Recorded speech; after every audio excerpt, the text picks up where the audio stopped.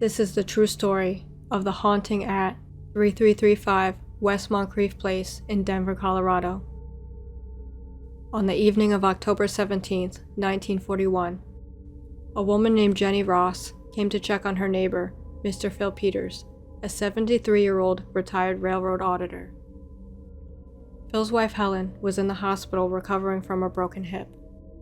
Jenny and his neighbors would invite him over for dinner so he didn't have to eat alone, but this night he didn't show up to dinner.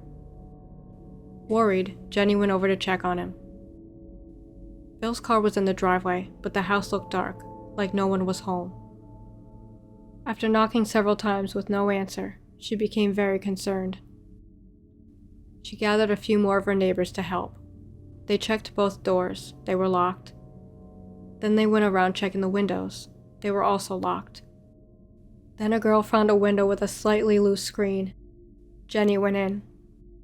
The house was dark and quiet until terrified screaming was heard. She found Mr. Peters, dead, and bleeding on the floor of a bedroom. It was obvious he had been murdered. Soon the police arrived to the gruesome scene. The police said the murder was, quote, without mercy. He had been beaten savagely by a cast iron fireplace shaker. There was blood in several rooms throughout the house, and it appeared Phil had tried to defend himself from the attacker using his cane. The police found his wallet and watch on the dresser, so it didn't seem he had been robbed. Also, both doors were locked from the inside. The windows were all secure, except for the one they got in from, but even that window was hard to get open, and the screen didn't look like it had been taken off before. The police found 2 cast iron shakers in the kitchen from Phil's fireplace.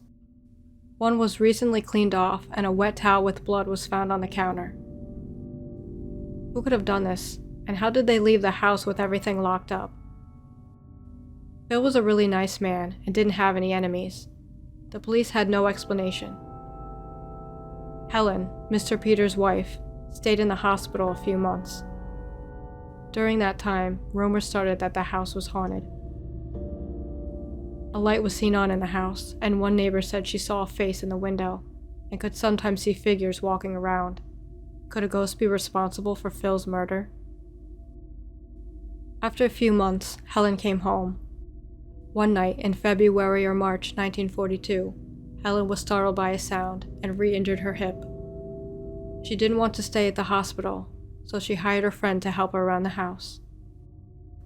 Soon after, Helen and her friend began hearing strange sounds. There was a terrible smell they couldn't find, hearing scratching sounds from inside the walls, rattling noises, footsteps, and even breathing and whispering.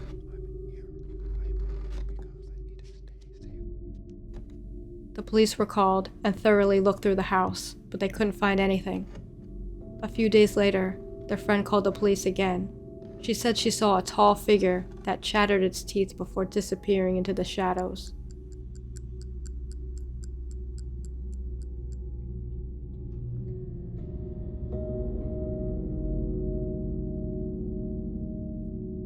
The police again found nothing.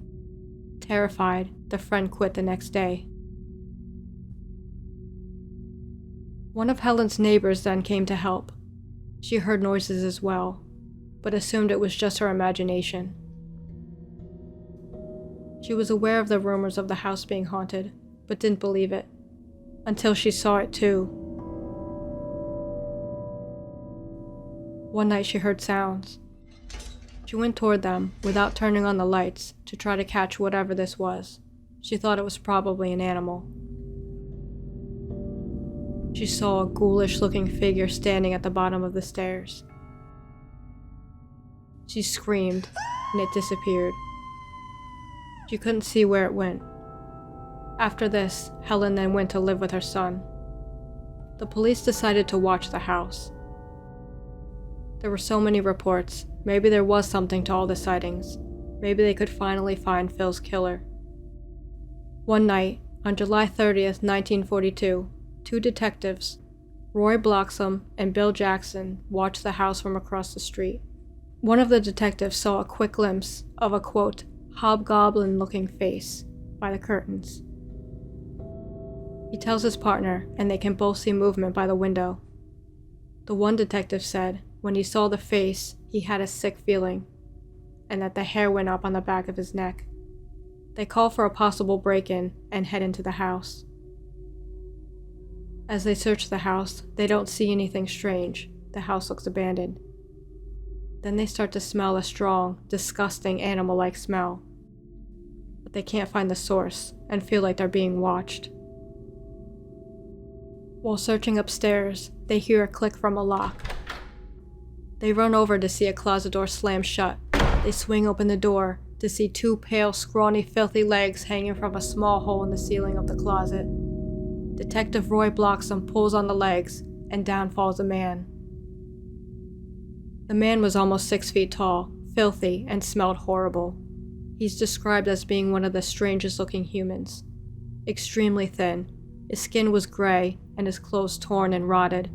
He had been up there since September. He, being almost 6 feet tall, only weighed 75 pounds.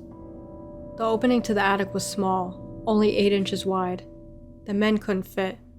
The attic was small, 27 inches high by 57 inches wide. There was a single light bulb hanging from the ceiling, and a bed made from an ironing board and old newspapers and magazines. The smell was unbearable, and there were loads of spiders and spider webs covering the ceiling. It was unbelievable that man could live up there. They brought the man down to the station, where he told detectives what happened. His name was Theodore Conies. He said he had to kill Mr. Peters. He didn't want to, but Phil had caught him in the kitchen stealing from the freezer. He said he knew Phil, but Phil didn't recognize him and hit him with his cane. Coney said he knew Phil and came by in September 1941 to ask Phil for food and money. He was homeless and had been living on the street. He found Phil not at home and the house unlocked, so he went in to steal food.